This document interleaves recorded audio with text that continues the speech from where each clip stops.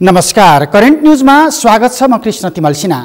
ताप्लेजुङमा भएको हेलिकप्टर दुर्घटनामा निधन भएका मन्त्री रविन्द्र अधिकारी सहित 7 जनाको शवको पोस्टमार्टम सकिएपछि काठमाडौँको टुँडीखेलमा सामूहिक रूपमा अन्तिम श्रद्धाञ्जली अर्पण गरिएको छ।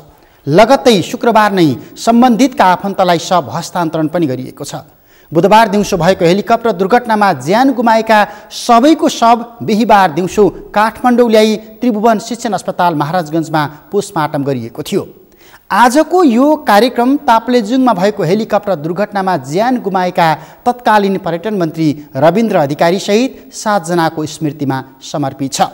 शुक्रबार टुँडीखेलमा भएको सामूहिक श्रद्धाञ्जलीमा राष्ट्रपति विद्यादेवी भण्डारी सहित उपराष्ट्रपति नन्दबहादुर पुन लगायतले मन्त्री अधिकारी सहित 7 जनालाई श्रद्धाञ्जली अर्पण गरेका छन्। अधिकारीको शवमा प्रधानमन्त्री केपी शर्मा ओलीले राष्ट्रिय झण्डा उडाएर राजकीय सम्मान पनि प्रदान गरेका छन्। अधिकारीको शव शुक्रबारै अन्त्येष्टिका लागि पोखरा लगिएको छ।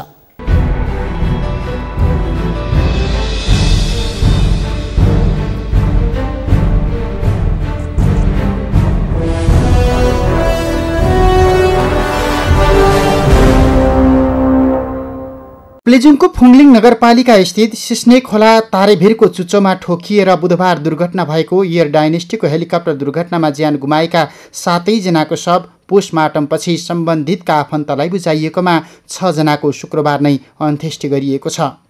तत्कालीन पर्यटन मन्त्री रविन्द्र अधिकारीको शव भने टुँडीखेलमा सामूहिक श्रद्धाञ्जलीपछि अन्त्येष्टिका लागि कास्की लगिए पनि बाँकी 5 जनाको पशुपति आर्यघाटमै अन्तिम संस्कार गरिएको हो।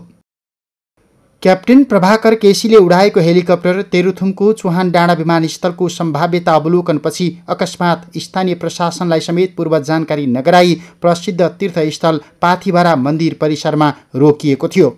प्रतिकूल मौसमका बीचमा पाथिभरा मन्दिरको दर्शनपछि पर्यटन मन्त्री अधिकारी सहित उच्च स्तरीय टोली सवार हेलिकप्टर सुकेटार विमानस्थललाई कुनै जानकारी नगराई अकस्मात उडेको र पाथिभरा मन्दिर परिसरबाट उडेको 1 मिनेटमै फुङलिङ नगरपालिकाको सिस्ने फुर्मु नजिकैको पहरोमा बजिरिएको बताइएको छ। जुन दुर्घटनामा पर्यटन मन्त्री रविन्द्र अधिकारी, यति एयरलाइन्सका प्रबन्ध निर्देशक एवं पर्यटन व्यवसायी आङ छिरिङ शेर्पा, नेपाल नागरिक उड्डयन प्राधिकरणका उपमहानिर्देशक वीरेन्द्र प्रसाद श्रेष्ठ र निर्देशक ध्रुव भोछिभोया, प्रधानमन्त्री तथा मन्त्री परिषदको कार्यालयका उपसचिव युवराज दाहाल, हेलिकप्टरका क्याप्टेन प्रभाकर केसी र मन्त्री अधिकारीका सुरक्षा गार्ड अर्जुन कुमार घिमिरेको निधन भयो। निधन भएका 7 जनामध्ये आङ छिरिङ शेर्पाको जातीय परम्परा अनुसार संस्कार गर्ने भन्दै शुक्रबार अन्तिम संस्कार गरिएको छैन भने शुक्रबार बाँकी 5 जनाको पशुपति आर्यघाटमा अन्तिम संस्कार गरिसकिएको छ। नेपालको नागरिक उड्डयन तथा पर्यटन उद्योगका क्षेत्रमा महत्त्वपूर्ण भूमिका खेल्दै आएका अग्रज व्यक्तिहरू दुर्घटनामा परेको समाचार सार्वजनिक भए लगत्तै विक्षिप्त हजारौं सर्वसाधारण आर्यघाटमा भेला भएका थिए। अधिकांशको आँखा रसाएको थियो। मन्त्री अधिकारी सहित 7 जनाको शव श्रद्धाञ्जलीका लागि बिहान काठमाडौँको टुँडीखेलमा राखिएकोमा अधिकारीको शव भने परिवारको चाहना अनुसार गृह जिल्ला कास्की लगिएको हो। टुँडीखेलमा भएको सामूहिक श्रद्धाञ्जलीमा राष्ट्रपति विद्यादेवी भण्डारी, उपराष्ट्रपति नन्दबहादुर पुन, प्रधानमन्त्री केपी शर्मा ओली, सभामुख कृष्णबहादुर महरा, नेकपाका अध्यक्ष पुष्पकमल दाहालदेखि मन्त्रीहरू सहभागी भए। श्रद्धाञ्जलीका क्रममा प्रधानमन्त्री ओलीले 7 जनाको पार्थिव शरीरमा राष्ट्रिय झण्डा उडाएर सम्मान प्रकट गरे। बुधबार ताप्लेजुङमा भएको हेलिकप्टर दुर्घटनामा निधन भएका तत्कालीन मन्त्री रविन्द्र अधिकारी सहित 7 जनाको शव बिहीबार काठमाडौँ ल्याइ पुर्याइएको हो। विमानस्थलमा शव ल्याइए लगत्तै पोस्टमार्टमका लागि सोझै त्रिभुवन विश्वविद्यालय शिक्षण अस्पताल महाराजगञ्ज लगिएको थियो। पोस्टमार्टमका लागि शव अस्पतालमा लगिएपछि बिहीबार बिहानैदेखि मृतकका आफन्त शोकाकुल अवस्थामा अस्पतालमा पुगेका थिए। अस्पताल परिसर बिहीबार दिनभर मृतकका आफन्त अनि शुभेच्छुकको कारण रुवाबासीको केन्द्र बन्यो। दुर्घटनामा मृत्यु भएका मध्ये मन्त्री अधिकारी र मन्त्रीका सुरक्षा गार्ड अर्जुन घिमिरेको मात्रै शव पहिचान गर्न सकिने अवस्थाको भएको भन्दै चिकित्सकले पोस्टमार्टमका लागि निकै लामो समय कुर्नुपर्ने बताएपछि बिहीबार नै गर्ने भनिएको श्रद्धाञ्जलीको कार्यक्रम शुक्रबारका लागि सार्नु पर्यो, जसका लागि सरकारले बिहीबार नै राष्ट्रिय शोकसहित सार्वजनिक बिदा समेत दिएको थियो। गृह मन्त्रालयका अनुसार मौसमको खराबीका कारण हेलिकप्टर दुर्घटनामा परेको हो। तर केही राजनीतिक कर्मी तथा अपराध अनुसन्धानमा लामो समय गुजारेका सुरक्षा अधिकारीहरूले पाइलटले मौसम खराब छ भन्दै हेलिकप्टर अकस्मात उडाइएको, ताप्लेजुङको सुरक्षा निकाय तथा स्थानीय प्रशासनलाई पूर्व जानकारीसम्म नदिई अकस्मात पाथिभरा मन्दिरमा गएको, हेलिकप्टर पहरोमा बज्रिनु अघि नै आगोको मुस्लो देखिएको तथा क्षमताभन्दा बढी भार बोकाइएको जस्ता प्रश्न केलाएर यो दुर्घटनाको गम्भीर तथा मसिनो गरी छानबिन गर्न सुझाव समेत दिएका छन्, जसले 12 वर्ष अघि ताप्लेजुङमा भएको यस्तै ठूलो दुर्घटनाबाट राष्ट्रिय जीवनमा पुगेको जस्तै अर्को क्षति पुर्याइदिएको छ। एकदमै निर्भीक, जहाँ पनि हरेक इस्युमा चाहिँ नि जनताको पक्षमा बोल्ने र पार्लियामेन्टमा पनि उहाँ विकास समिति हुँदाखेरि म रक्षा मन्त्री थिएँ हैन, उहाँले धेरै इस्युहरूलाई हैन सहजीकरण गरिदिने, सबै इस्युलाई हैन फास्ट टाइप कुरा अलिक अल्मिलेको थियो बेला र उहाँले विकास समिति हामी सबैले बोलाएर त्यो सहजीकरण गर्नुभयो। सक्षम योग्य राजनीतिक कार्यकर्ता नेता देशले गुमाएको छ। धेरै राम्रो भविष्य थियो उहाँको, कम्युनिस्ट पार्टीको एउटा राम्रो नेताको, युवा नेताको रूपमा चिरपरिचित हुनुहुन्थ्यो। मन्त्रीको हैसियतमा पनि धेरै मेहनत साथ काम गर्नुभएको थियो। संसदभित्र पनि उहाँले आफ्नो भूमिका विकास संसदीय समितिको विकास समितिको सभापति भएको बेलामा पनि उहाँले धेरै राम्रो काम गर्नुभएको थियो। एउटा युवा पुस्ताको मार्गदर्शक थिए र नेकपाका एउटा ठुलो प्रभुत्व भएका नेता पनि हुन्, समाजसेवी हुन्। पटक पटक उहाँ कास्कीबाट 2 नम्बर क्षेत्रबाट निर्वाचित भएर आउनुभएको छ र आज उहाँको धेरै नै युवा अवस्थामा उहाँको जुन आकस्मिक निधन भयो, यसले केवल नेकपा मात्रै होइन सम्पूर्ण देश नै स्तब्ध छ। उहाँप्रति मेरो ठुलो हार्दिक श्रद्धाञ्जली म व्यक्त गर्छु। यसअघि 2063 साल असोज 7 गते ताप्लेजुङको घुन्सामा भएको श्री एयरलाइन्सको हेलिकप्टर दुर्घटनामा 24 जनाले ज्यान गुमाएका थिए। उक्त दुर्घटनामा तत्कालीन वन राज्य मन्त्री गोपाल राई र उनकी पत्नी मीना सहित 24 जनाको ज्यान गएको थियो। उक्त दुर्घटनाको करिब 13 वर्षपछि बुधबार पुनः ताप्लेजुङमै यस्तै अकल्पनीय दुर्घटना भयो। अहिले हेलिकप्टर दुर्घटना भएको स्थान घुन्सादेखि फुरुङ्गे, सिस्ने खोला र तारेढुङ्गा अनुमानित 20 किलोमिटरको दूरीमा पर्छ। जुन दुर्घटनामा तत्कालीन वन राज्य मन्त्री सहित योजना तथा भूगोलविद डाक्टर हर्क गुरुङ, WWF का नेपाल प्रतिनिधि चन्द्रप्रसाद गुरुङ, वन मन्त्रालयका सचिव दामोदर पराजुली, राष्ट्रिय निकुञ्ज विभागका महानिर्देशक नारायण प्रसाद पौडेल, पूर्व महानिर्देशक तीर्थमान मास्के, वन विभागका महानिर्देशक शरद राई, संरक्षणविदहरू मिङमा नर्बु शेर्पा, येसी छोडेन लामा, दावा छिरिङ शेर्पा, नेपालका लागि फिनल्यान्डका तत्कालीन राजदूत पाउली मुस्टोनेन, USAID का उपमहानिर्देशक मार्गरेट एलेक्जेन्डर, बिनाज आचार्य, WWF UK का जिल बोबिङ र जुनेफ हेडली, म्याक्थुम्प्रिस र नेपाल टेलिभिजनका पत्रकारद्वय हेमराज भण्डारी र सुनिल सिंहको निधन भएको थियो। अहिले त्यही क्षेत्रमा त्यस्तै प्रतिष्ठित पदाधिकारी हेलिकप्टर दुर्घटनामा परेका छन्, जुन हेलिकप्टरले ताप्लेजुङको सुकेटार विमानस्थलको टावरसँग अन्तिम पटक दिउँसो 1:15 बजे मात्र सम्पर्क गरेको थियो। क्याप्टेन प्रभाकर केसीले सुकेटार टावरलाई आफू रहेको क्षेत्रमा हेभी स्नोफल अर्थात् भारी हिमपात भएकाले उडान भर्न नसक्ने जानकारी पनि गराएका थिए। तर हिमपातकै बीचमा अकस्मात कसको दबावमा किन हतार हतार उक्त हेलिकप्टर पाथिभरा क्षेत्रबाट उडाइयो भन्ने प्रश्न पनि यो बीचमा अनुत्तरी छ। जुन दुर्घटनाले नेपाली राजनीतिमा निकै अपेक्षा गरिएका युवा नेता तथा संस्कृति, पर्यटन तथा नागरिक उड्डयन मन्त्री रविन्द्र अधिकारीलाई समेत खोसेको छ, जो कास्की निर्वाचन क्षेत्र नम्बर 2 बाट सङ्घीय संसदका लागि अहिले निर्वाचित सांसद समेत रहेका थिए अनि लोकप्रियताकै कारण अधिकारीले आफ्नो चुनाव क्षेत्रमा लगातार 3 पटक चुनाव जितेर रेकर्ड कायम गरेका थिए।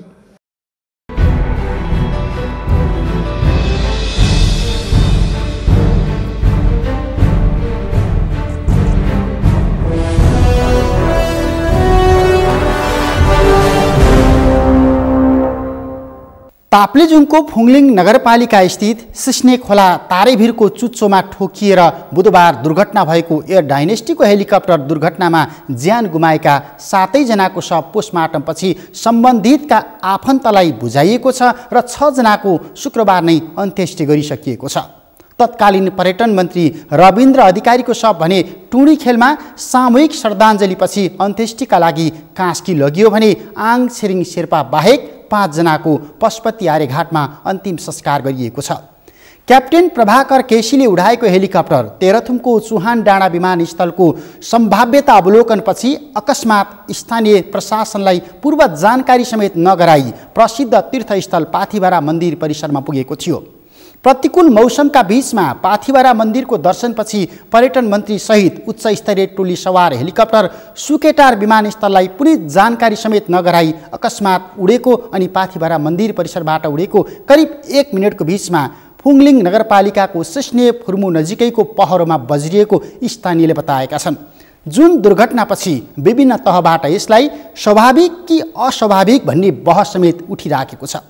थप सामग्री एकैछिनको विश्रामपछि।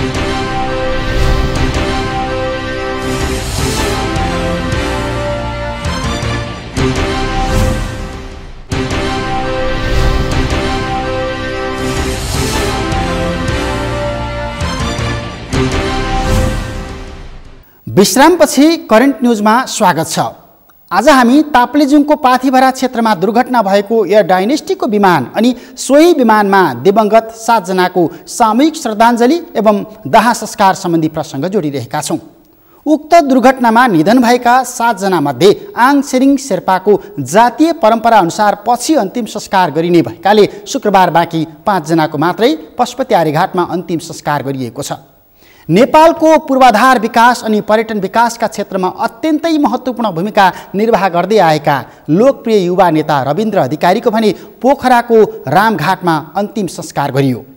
तत्कालीन पर्यटन मन्त्री एवं कास्कीका लोकप्रिय युवा नेता अधिकारी सवार हेलिकप्टर दुर्घटनामा परेको समाचार सार्वजनिक भएदेखि नै अप्रिय समाचार सुन्न नपरोस् भनेर प्रार्थना गरेर बसेका पोखराका स्थानीयले शुक्रबार विक्षिप्त अवस्थामा अधिकारीको अन्तिम विदाई गरेका छन्। अधिकारीप्रति अन्तिम श्रद्धाञ्जली व्यक्त गर्न प्रदेश नम्बर 4 का लाखौं सर्वसाधारण पोखरामा भेला भए। घाटमा भेला भएका अधिकांशको आँखा रसाएको थियो। मन्त्री अधिकारीको शव अन्तिम श्रद्धाञ्जलीपछि शुक्रबार नै हवाई मार्गबाट परिवार तथा पार्टीका शुभेच्छुक अनि इच्छा अनुसारको पोखरामा लगेर दाह संस्कार गर्नका लागि पठाइएको थियो, जसको पार्थिव शरीर पोखराको प्रदर्शनी केन्द्रमा राखेर श्रद्धाञ्जली व्यक्त गरियो। अधिकारीप्रति सर्वसाधारणले श्रद्धासुमन अर्पण गरेपछि शव यात्रा पोखराको नयाँ बजार, महेन्द्र पुल, रानी पौवा अस्पताल चोक अनि गीता मन्दिर हुँदै रामघाटमा राजकीय सम्मानका साथ अन्त्येष्टि गरिएको छ।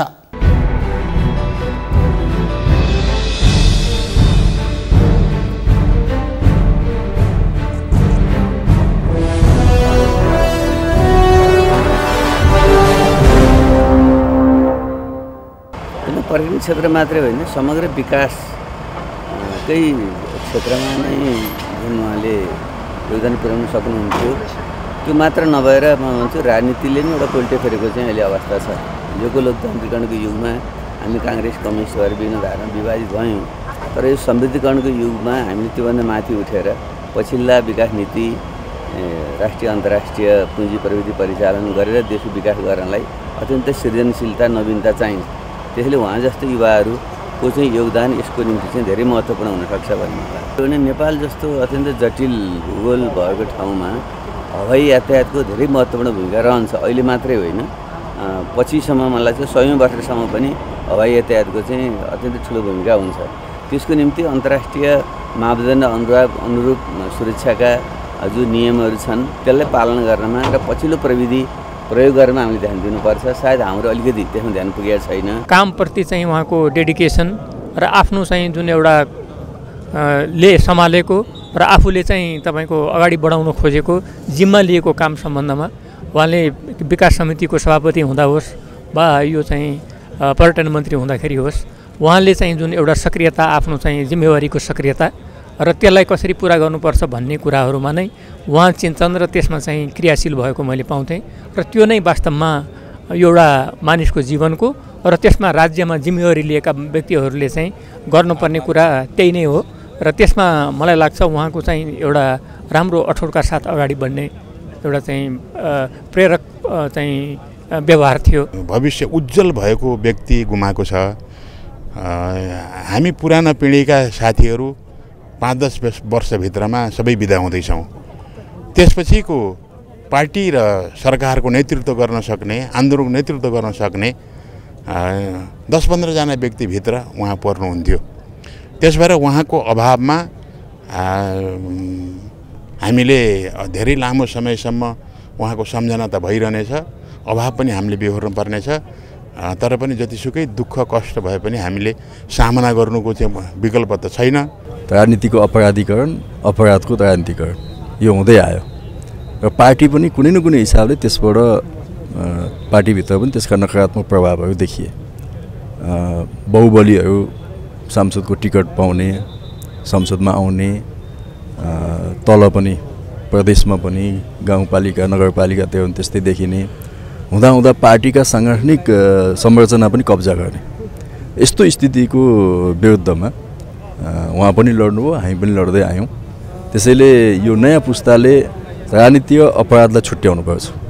अपराध अपराध हो, राजनीति राजनीति हो, राजनीतिलाई विशुद्ध राख्नुपर्छ। त्यसमा रविन्द्र अधिकारीको एडभोकेसी, उहाँको अभियान क्याम्पेन महत्त्वपूर्ण छ जस्तो लाग्छ। दोस्रो चाहिँ उहाँ संसदमा आएर विकास समितिको सभापति पनि हुनुभयो अघिल्लो पटक। विकास र राजनीतिको बारेमा आम सञ्चार माध्यमदेखि सबै ठाउँमा उहाँले बहस चलाउनुभयो। ठुला आयोजनाहरूको कामलाई तीव्रता दिन, विकास र राजनीतिलाई एकअर्कासँग जोड्न, त्यो जनताको जीवनस्तरसँग त्यसलाई जोड्न, नेपाली समाजका वर्गीय जातीय सामाजिक विभेदहरूलाई आर्थिक विकासको माध्यमबाट ती विभेदहरूलाई न्यूनीकरण गर्ने क्रममा उहाँले भूमिका खेल्नुभयो र उहाँ मृत्युको अन्तिम क्षणसम्म पनि त्यही विकासको चर्चा गरेर नै जानुभएको छ। त्यसैले आउने पुस्ताको निम्ति विकास के हो, राजनीति के हो भन्ने एउटा बहस उहाँले छोडेर जानुभएको छ। त्यो बहसलाई निरन्तर अगाडि बढाउनुपर्छ। रविन्द्र अधिकारी एउटै कुरा थियो, यो नेताहरूको बिचमा बोलचाल पनि नभएको अवस्थाबाट हामीले कम्ती हाम्रो पुस्ताको त्यो दायित्व हो भन्ने त्यो बेलामा हामीलाई अर्गनाइज गर्ने, एउटा लिड गर्ने भूमिका उहाँको रह्यो। र मेरो अर्को कुरा मैले उहाँलाई सम्झने, नेपालको राजनीतिमा हामीले रिक्तता महसुस गर्ने भनेको हाम्रो जेनेरेसनको त्यस्तो पोलिटिसियनमा उहाँ पर्नु सधैँभरि रहनु भयो जसले नेपालको राजनीतिक विमर्शभित्र विकासको एजेन्डा चाहिँ मुख्य एजेन्डा बनाउनुपर्छ। त्योभन्दा अरू कुराहरू भनेको गौण, मुख्य कुरा भनेको यो हो। विकास भनिसकेपछि हाम्रो वरिपरि जुन हामी मुद्दाहरू भन्छौँ विकासका एजेन्डाहरू, त्यो चाहिँ छिराउनुपर्छ। हामी दुईवटा फरक फरक संसदीय समितिको सभापति भएर काम गर्ने क्रममा हामीले संयुक्त बैठक गर्ने, संयुक्त पहल कदमी गर्ने, थुप्रै कामहरू गर्दै गर्दा उहाँकै लिडरसिप हो त्यो। यो कुराको सन्दर्भमा पनि हामीले सधैँभरि उहाँलाई मिस गर्छौँ। र म मेरो जस्तो थुप्रै हाम्रो जेनेरेसनको साथीले हामीले मिस गर्ने भनेको चाहिँ एउटा एकदमै असल साथी। त्यस्तो सम्बन्धहरू चाहिँ जस्तो मैले चाहिँ कोहीसँग पनि बनाउन सकिनँ होला भन्ने लाग्छ मलाई। अर्कोले चिन्दै गर्दा काङ्ग्रेसको मान्छे भने चिन्ने, मैले अर्कोले चिन्ने हो। रविन्द्र अधिकारीले चाहिँ त्यो चाहे मसँग हो, चाहे अहिले मसँग आउनुभएको साथीहरू छ, सबैले रविन्द्र अधिकारीसँग सङ्गत भनेको चाहिँ हाम्रो जसको उहाँसँग सङ्गत भयो always a good friend, true friend, एउटा साथी, त्यो असल साथीको रूपमा चाहिँ हामीले सबैले मिस गर्छौँ, उहाँलाई सधैँभरि मिस गर्छौँ।